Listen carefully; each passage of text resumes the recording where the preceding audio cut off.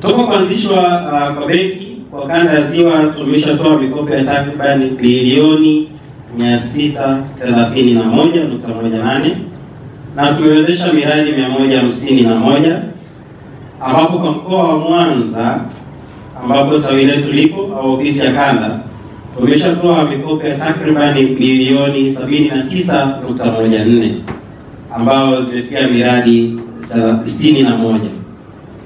Baadhi ya mafanikio kwa uchache, kama benki kwenye mazao ya kimkakati, ukizungumzia zao la pamba, mwaka 2015 viwanda vingi vya pamba tulikuta vimefungwa.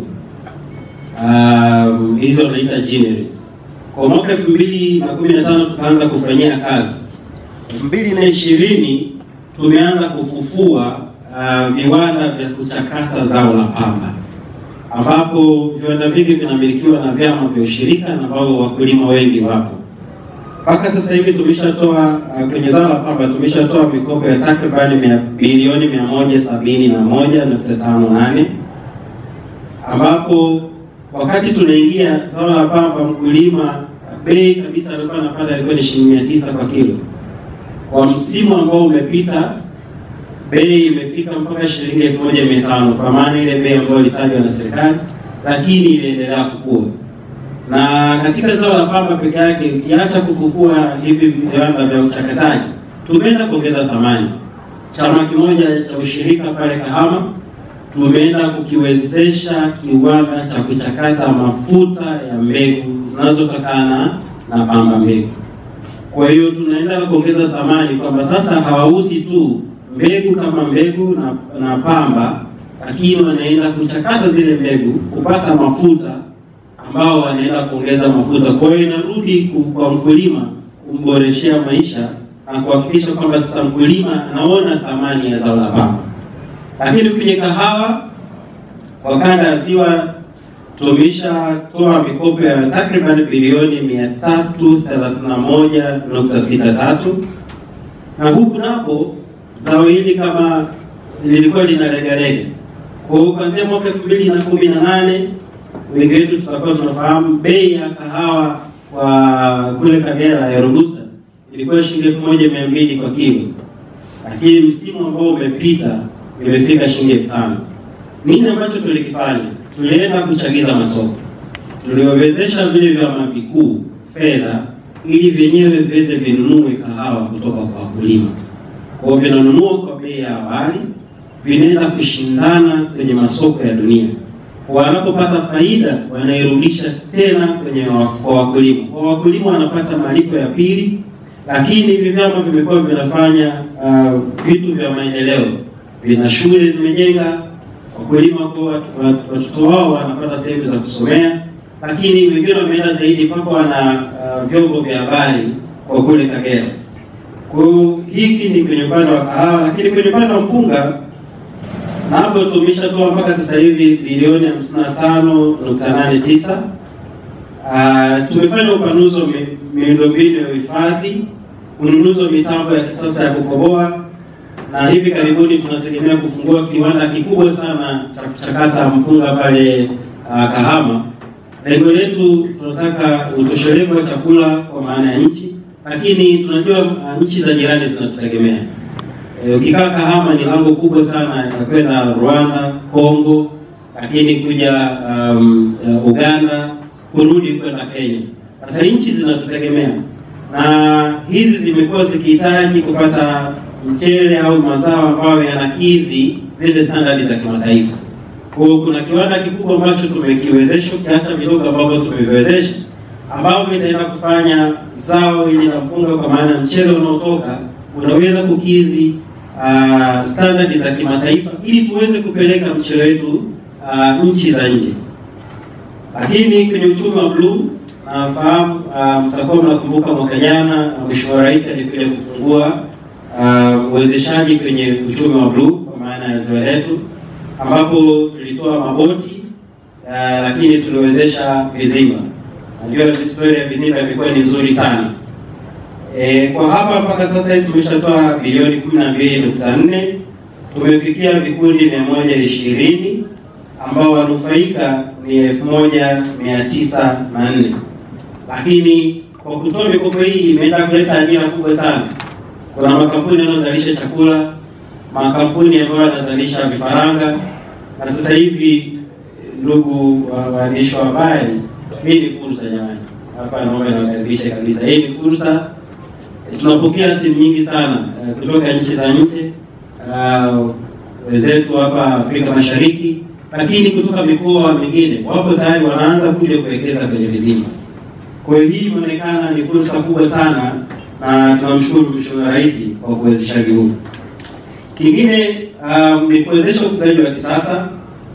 Tuna miradi wa maziwa ambao tumefanya mradi jumuishi kati ya wazalishaji na wachakataji, na hapa tunataka tuhamishe kama nilivyosema, malengo yetu makubwa ni kuhamisha wakulima kutoka kilimo cha kikivu kwenda kilimo biashara. Sasa kanda ziwa tuna mifugo mingi sana, najua tunafahamu, ila tunafuga kienyeji. Tunakuwa na ng'ombe mmoja ambaye anatoa lita 2, lita 5 kwa siku. Tuna ng'ombe wengi sana, lakini tija ni ndogo. Sasa tuko mradi unaenda kuboresha zaidi. Tunataka tuwe na mitamba ya kisasa.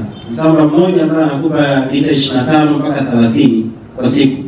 Sasa tumeshawezesha viwanda. Sasa hivi tuna viwanda vidogo ambavyo tumeviwezesha. Tuna wafugaji ambao tumewezesha mitamba ya kisasa. Na tuna kiwanda kikubwa ambacho tumekifungua kule Karagwe, ambao jukumu kubwa tunataka tuhamishe jamii tuende sasa kwenye maziwa ambayo yalichakatwa.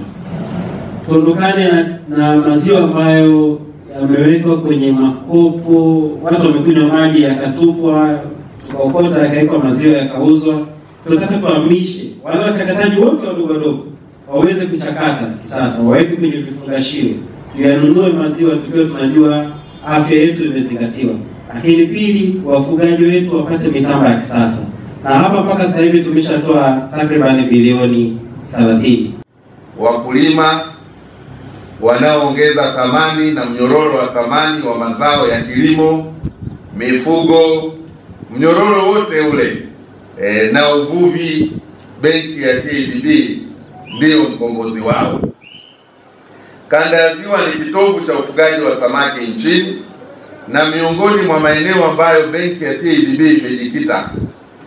Baada ya sisi serikali kuona changamoto za ajira kwa vijana, tulikuja na mpango wa Building Better Tomorrow unaoitwa BBT, na tukafanya linki kati ya mabenki na mpango wa BBT.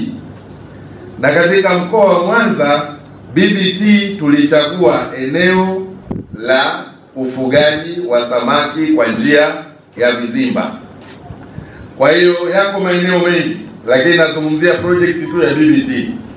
Kwa hiyo kwa kipindi cha mwaka wa fedha 24-25, wafugaji wa samaki kwa njia ya vizimba waliopatiwa mikopo yenye thamani ya shilingi bilioni 7.5 kwa mwaka 24-25, bilioni 7.5 zimetolewa na benki kwa vikundi 47, vyama 14, na hapa sizungumzii vyama vya siasa, nazungumzia vyama vinavyofanya shughuli za kimaendeleo au vikundi vya maendeleo, watu binafsi 12, na nitawafanua vizuri hapo baadaye, na makampuni 4.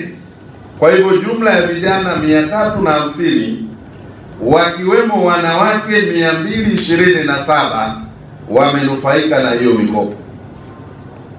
Kwa hiyo ninachokusudia kusema hapa ni kwamba fursa za mikopo kupitia benki ya TADB, kupitia mradi wa kuongeza ajira kwa vijana, yani BBT, bado zipo na wananchi. Ndio maana tumewaleta leo wanahabari, kwa sababu wananchi walio wengi hususan vijana, kwanza wenyewe ni wagumu kutafuta habari za fursa. Kwa hiyo tumeona nyinyi wanahabari, inawezekana wengine mkawiwa kwamba mfanye specialization yenu ya kutengeneza na kumarket fursa zilizoko ndani ya serikali zinazowawezesha vijana kuweza kujikwamua kiuchumi. Sasa hivi wanahabari mtakubaliana na mimi, watu wengi wanasema Gen Z, Gen Z, Gen Z, na wengi wanasema hawasikilizwi. Lakini wakati mwingine ni propaganda zenye nia ya kuchonganisha serikali na jamii yake. Kwa hiyo wakati mwingine serikali inalaumiwa haiwasikilizi vijana, lakini serikali inatengeneza platforms ili vijana wakutane nayo. Tunapowaita hawaji, wanasema ni wale ndo wale, hakuna jipya. Lakini wanaotumia hizo fursa wametajwa hapa, vijana 350, shilingi bilioni 7.5 wamekopeshwa, na mpaka hivi sasa kiasi cha shilingi bilioni 1.3 zimekwisha kulipwa na hao vijana, kati ya bilioni 3 ambalo la awamu ya kwanza. Kati ya zile bilioni 3 walizokopa, tayari bilioni 1.3 imekwisha kulipwa na hao vijana kwa rejesho la msimu wa kwanza, na bilioni 2 zimeshakwisha kutolewa kwa vikundi kuendelea na msimu wa pili. Sasa bado BBT ipo na TADB bado inatoa mikopo katika mnyororo wa thamani. Sasa sisi tuliokopa TADB sisi tunalipa, lakini serikali ikasema hawa vijana wanaojitafuta na maisha waondolewe riba. Meneja, sisi wakopaji wa kawaida riba ni asilimia ngapi? Inaanza 9 mpaka 12. Inaanzia asilimia 9 hadi 12. Lakini kwa vijana ambao wamekusanyika wakawa na kikundi chao, serikali imesema wapewe mkopo na waondoleeni riba kabisa, sifuri. Ila mimi nimekopa TADB, ninatoa asilimia 12 ya riba ya lile trekta nililo. Kwa hiyo serikali unapoiambia haijengi fursa kwa vijana, tunajiuliza ni fursa zipi? Kwa sababu ajira za serikali tuko milioni 67, walioajiriwa na serikali hawezi kufika milioni 10. Yote haya yanawezekana. Sasa ukikutana na watu ambao ni wakaidi, haya tunayosema serikalini, nia yao ni kuyapotosha tu ionekane serikali haifanyi chochote na haina msaada wote. Ndio nakutana na kijana anasema, nyie viongozi mnatuambia sisi tujiajiri. Kauli zao hizo, mbona nyinyi hamjiajiri?